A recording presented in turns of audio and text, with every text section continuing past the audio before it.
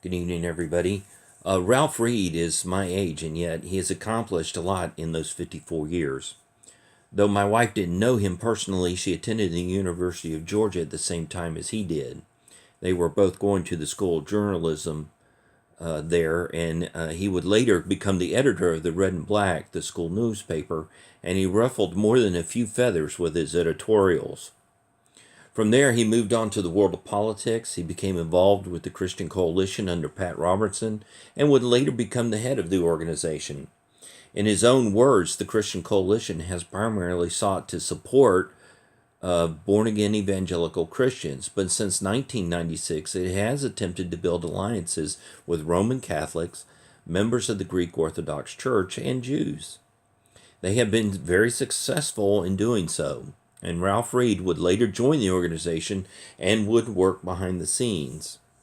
It was said that the success of the coalition's grassroots organization, however, can be attributed to Ralph Reed, who served as executive director until 1997. Reed encouraged coalition members to run for school boards, city councils, and legislatures without revealing their affiliation. The strategy also proved effective within the Republican Party.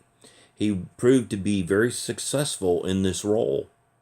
He would later leave and move on to try his hand at fundraising, and it was also where he ran into trouble.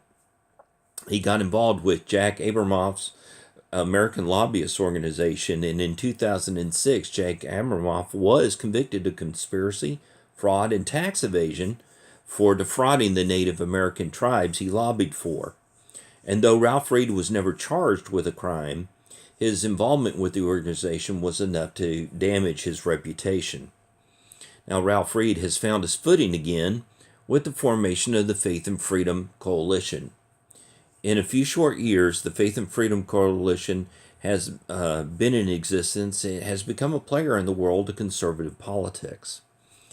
Ralph describes the Faith and Freedom Coalition like this. I guess the best way I would describe it is sort of a 21st century version of the Christian Coalition on steroids, married with MoveOn.org with a sprinkling of the NRA. And he said this in an interview with CBN's David Brody. He has taken the organization from a website in 2009 to what it is today.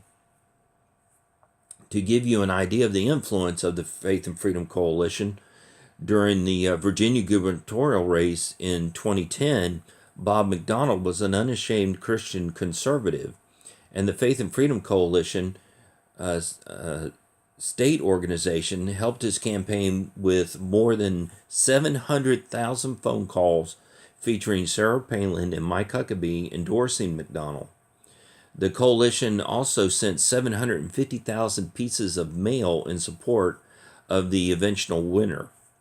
It also aired radio ads and mobilized voters in key congressional races.